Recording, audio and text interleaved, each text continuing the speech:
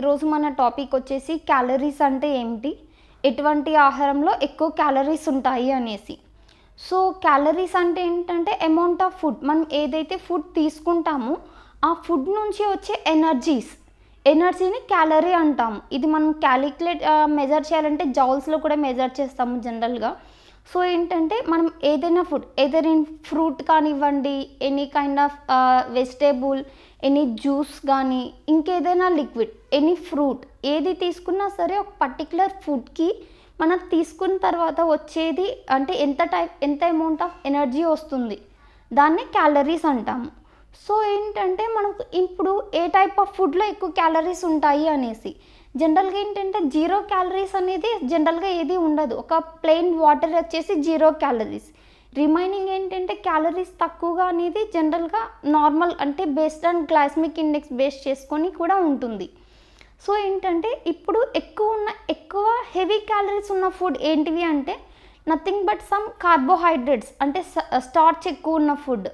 ఈ కార్బోహైడ్రేట్స్ అంటే రైస్ కానివ్వండి, లైక్ బేకరీ ఐటమ్స్ అయి ఉండొచ్చు, కుకీస్ కానీ, క్రీమీ ఫుడ్, చీజ్, బటర్, ఇంకా సమ్ కేక్స్ కానివ్వండి, ఐస్ క్రీమ్స్, చాక్లెట్స్, ఇంకా సమ్ మీట్, ఇవన్నీ కూడా ఏంటంటే ఎక్కువ క్యాలరీస్ ఉంటాయి.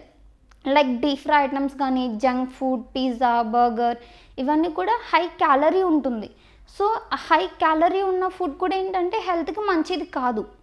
సో నార్మల్గా తీసుకుంటూ ఉండొచ్చు. హై క్యాలరీ ఉన్న ఫుడ్ కూడా మంచిది కాదు కాబట్టి సో ఇలాంటి కొంచెం తీసుకోవడం వల్ల ఏంటంటే ఇప్పుడు దేర్ ఆర్ సో మెనీ, అంటే చాలా ప్రాబ్లమ్స్ వచ్చే ఛాన్సెస్ ఉంటుంది. లైక్ చిన్న వయసులోనే ఏంటంటే డయాబెటీస్ అవ్వడము, ఒబేస్ అవ్వడము, కార్డియాక్ వాస్కులర్ ప్రాబ్లం రావడము. So there are so many cases కాబట్టి బేస్డ్ ఆన్ క్యాలరీస్ మనం కొంచెం తగ్గించుకోవాల్సి ఉంటుంది.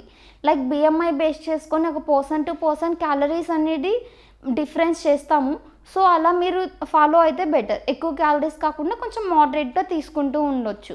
సో లిక్విడ్ డైట్ కిందకి ఎటువంటి లిక్విడ్స్ వస్తాయి అనేసి. సో లిక్విడ్ డైట్ అండ్ జనరల్గా ఏంటంటే మనం ఏదైతే చూ చేయకుండా స్వాలో చేస్తామో, అంటే నమలకుండా ఈజీగా మింగేలాగా ఉంటుందో దాన్ని మనం జనరల్గా లిక్విడ్ అంటాం, అంటే ఈజీ స్వాలోయింగ్ ఉండేలాగా. సో లిక్విడ్ డైట్ తీసుకుంటున్నారు అంటే there are so many causes.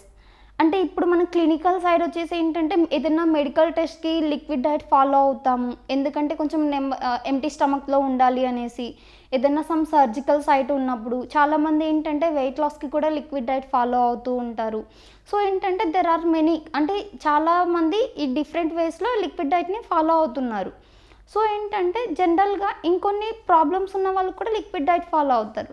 ఎవరైతే సమ్ డిఫికల్టీ ఆఫ్ స్వాలోయింగ్, అంటే మింగడానికి కష్టంగా ఉంటుంది కదా, చేయడానికి కష్టంగా ఉన్నా సరే లిక్విడ్ డైట్ ఫాలో అవుతుంటారు. సో లిక్విడ్స్ వచ్చేసి మనము నెంబర్ ఆఫ్ లిక్విడ్స్ ఉంటాయి. ఇందులో కూడా ఏంటంటే particularly 2 types of liquid, clear liquids అంటాము, నార్మల్ లిక్విడ్స్ వచ్చేసి. ఈ క్లియర్ లిక్విడ్స్ ఎలా ఉంటుంది అంటే లైక్ ట్రాన్స్పరెంట్గా ఉంటుంది. లైక్ మన కోకోనట్ వాటర్ ఉంటాయి కదా, అంత ట్రాన్స్పరెంట్గా ఉంటే దాన్ని క్లియర్ లిక్విడ్స్ అంటాము.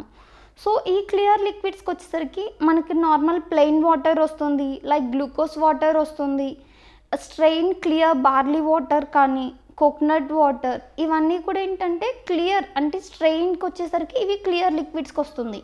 And milk not comes under clear liquid. Milk వచ్చేసి క్లియర్ లిక్విడ్ కిందకి రాదు. అండ్ లిక్విడ్స్లో వచ్చేసి మిల్క్ వస్తుంది.